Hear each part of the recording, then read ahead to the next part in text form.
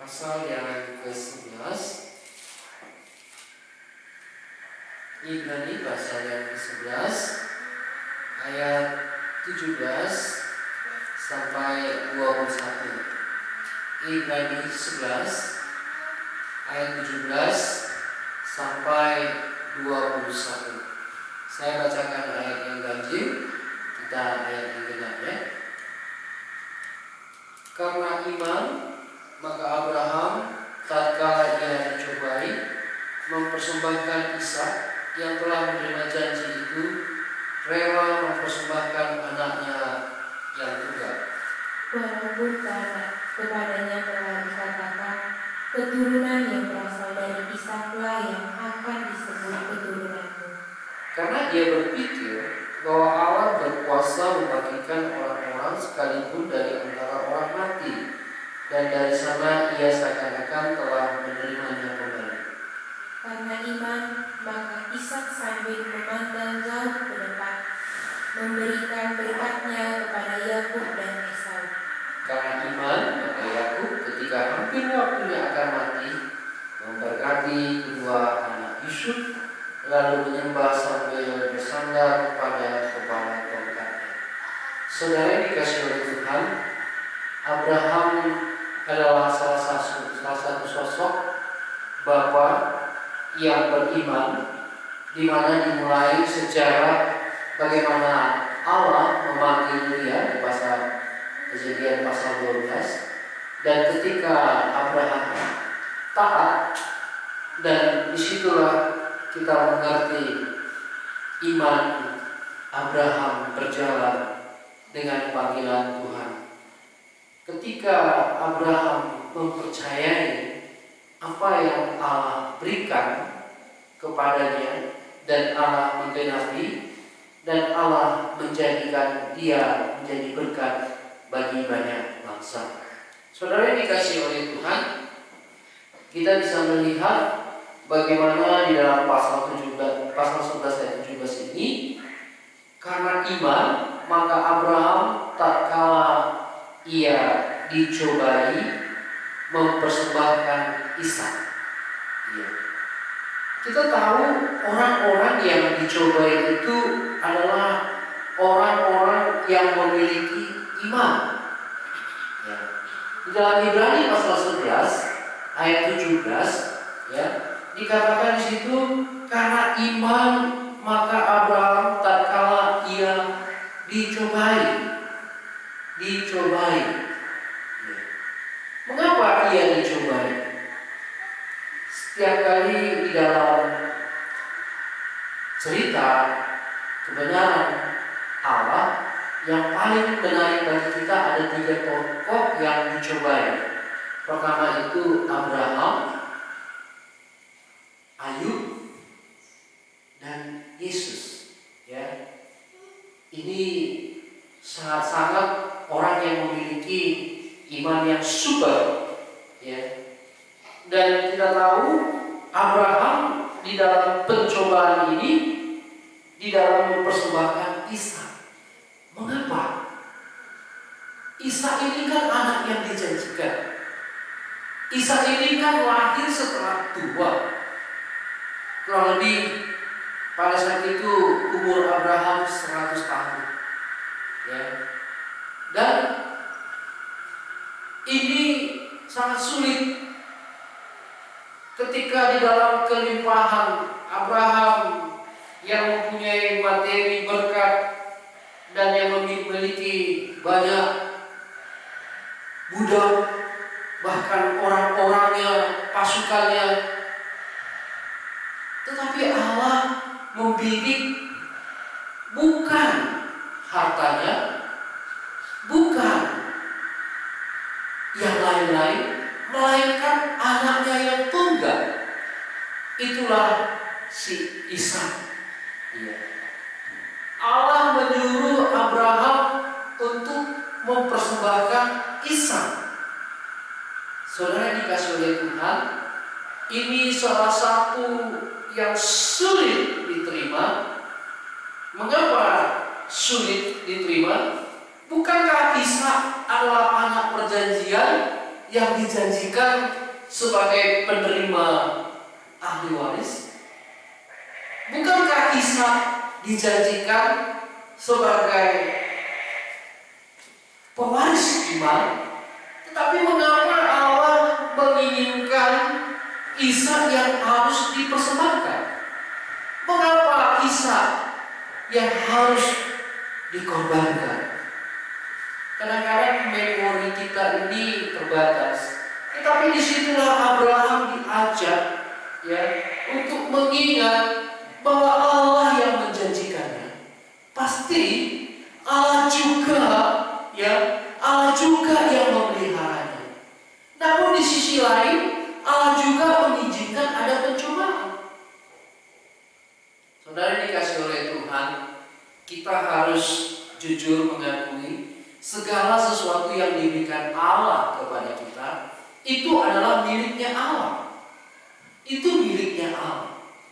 Tetapi kadang-kala ketika milik Allah itu ada di sini, kita tutup.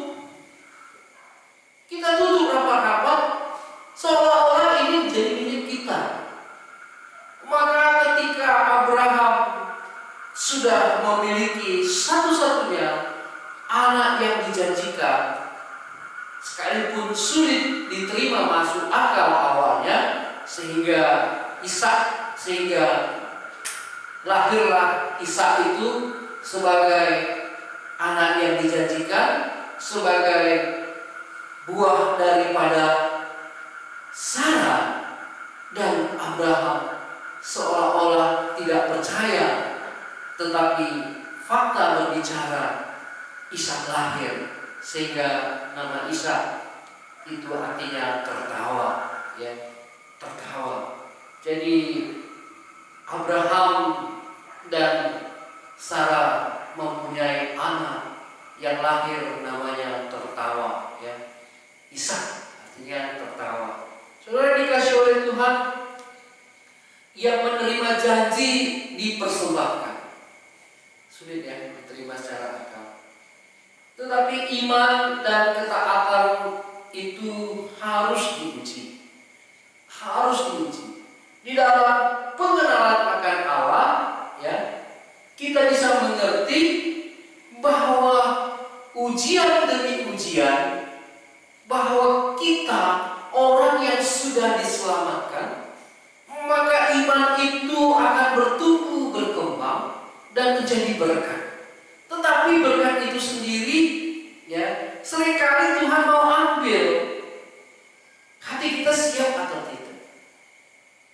Nah, disinilah iman. Orang yang tidak memiliki iman, tidak memiliki pandangan jauh. Abraham meyakini sekalipun Ishak mati di tangannya, sekalipun Ishak mati di dalam penyembelihan yang dilakukan Abraham memiliki keyakinan bahwa Ishak ini akan dibangkitkan, bahwa Ishak ini hidup kembali. Padahal Abraham belum pernah melihat kebangkitan, tapi imannya sudah sampai kepada kebangkitan. Saudara yang dikasih oleh Tuhan, Abraham meyakini Allah itu Maha Pengasih, Allah itu Maha Kuasa, apapun bisa dibuat. Dan dia tahu apa yang dikatakan Allah itu tidak akan pernah berubah.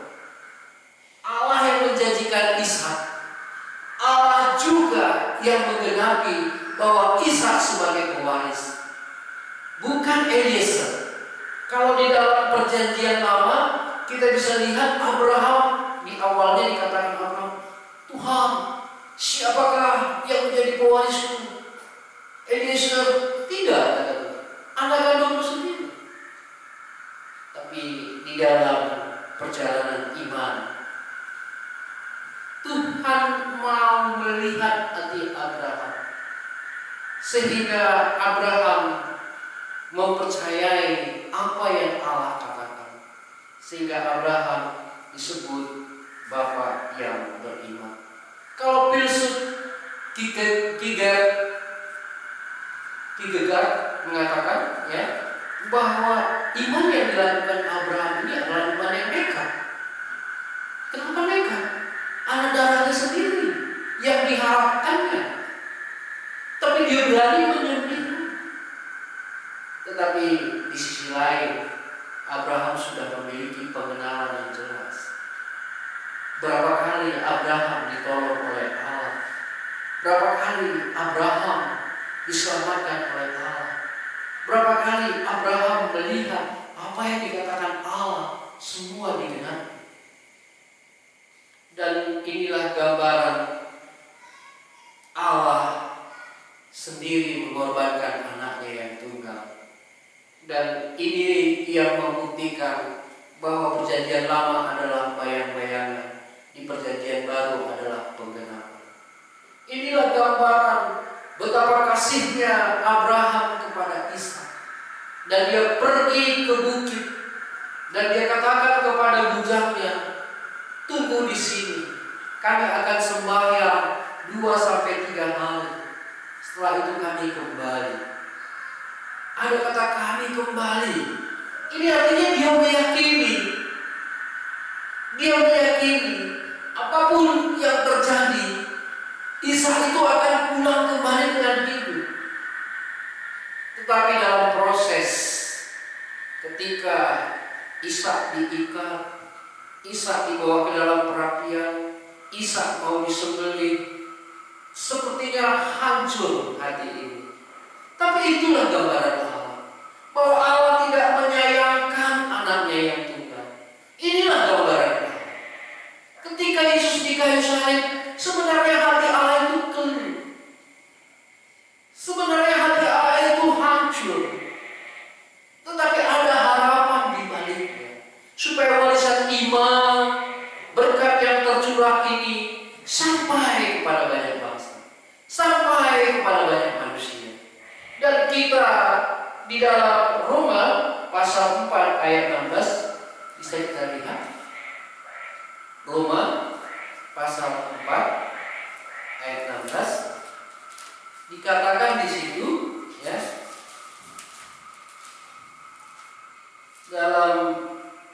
karena itulah kebenaran berdasarkan iman, supaya merupakan kasih karunia, sehingga janji itu berlaku bagi semua keturunan Abraham, bukan hanya bagi mereka yang hidup dari hukum Taurat, tetapi juga bagi mereka yang hidup dari iman Abraham.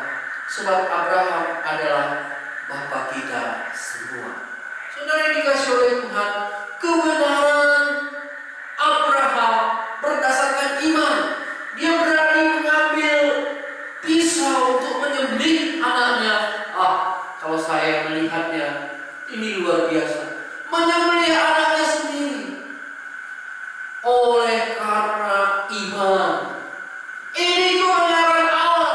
Tidak mungkin kupungkiri, aku harus menyembelihnya. Ketika dia mau menyembelihnya, Allah tangkap tangannya. Abraham.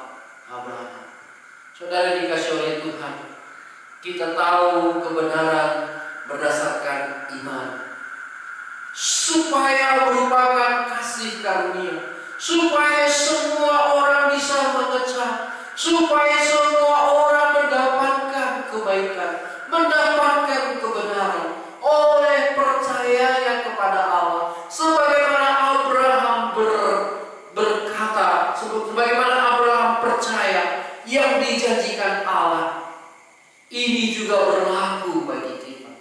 Maka orang yang mendengarkan kebenaran firman Tuhan, ini yang menjadi iman. Orang yang mendengarkan perkataan Allah, ini yang menjadi iman. Dan ketika dia beriman, apa yang Allah katakan, itulah kebenaran. Bisa tidak setuju dengan orang tua, bisa tidak setuju dengan diri sendiri, bisa tidak setuju dengan istri, bisa tidak setuju dengan siapa dan siapa. Tetapi kalau Allah sudah mengatakannya, inilah kebenaran. Karena itulah kebenaran berdasarkan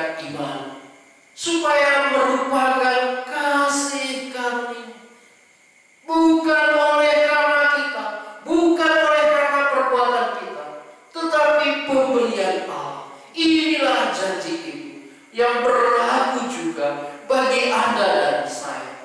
Karena ini berlaku bagi semua keturunan Abraham.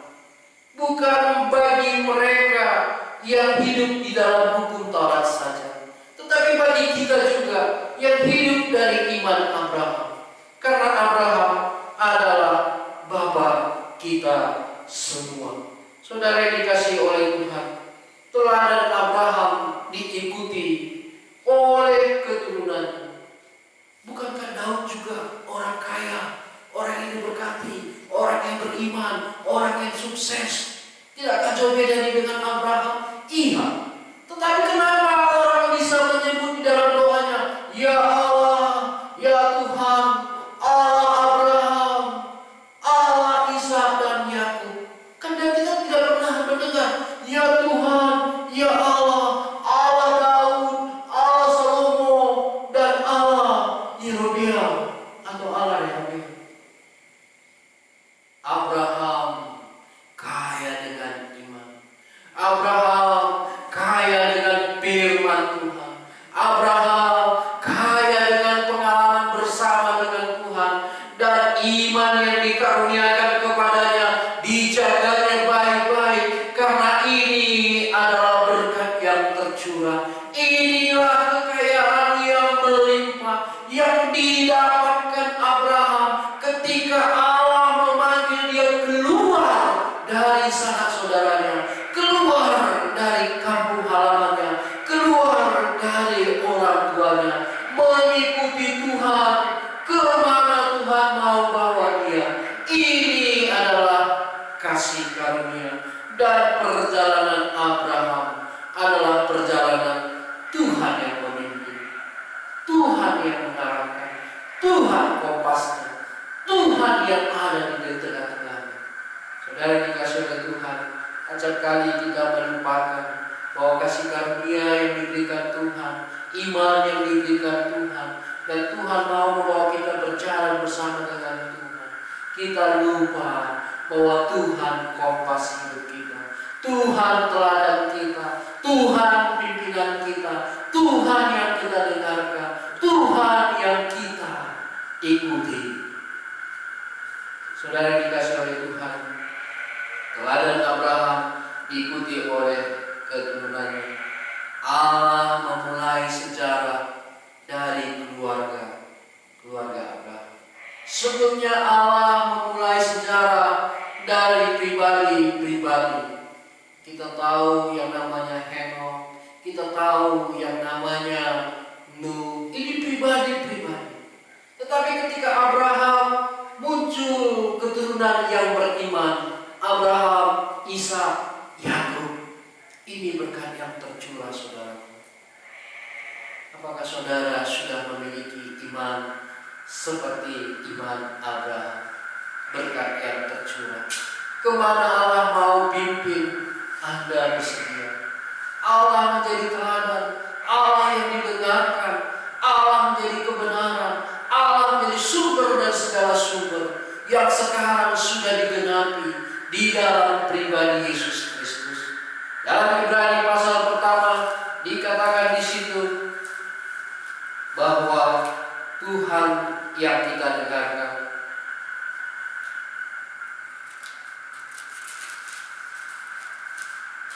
Iya, saudara yang dikasih oleh Tuhan, di dalam Ibrani pasal pertama ayat 1 dan 2. Setelah pada zaman dahulu Allah berulang kali dalam berbagai cara berbicara kepada nenek moyang kita dengan perantara nabi-nabi, maka pada zaman akhir Dia telah berbicara kepada kita dengan perantara anaknya, yang Ia telah tetapkan sebagai yang berhak menerima segala yang ada. Oleh Dia Allah telah menjadikan alam semesta. Saudara yang dikasih oleh Tuhan, Allah berfirman kepada Abraham, Allah berbicara kepada Abraham. Sekarang juga Allah mau berbicara kepada saudara, kepada saya, yang sudah ditetapkannya di dalam pribadi anaknya Yesus Kristus. Inilah yang kita dengarkan, tidak yang lain. Memang banyak suara-suara, banyak yang berkata, banyak yang berbicara, tetapi hari ini kita tahu bahwa di zaman akhir ini Allah telah berbicara kepada kita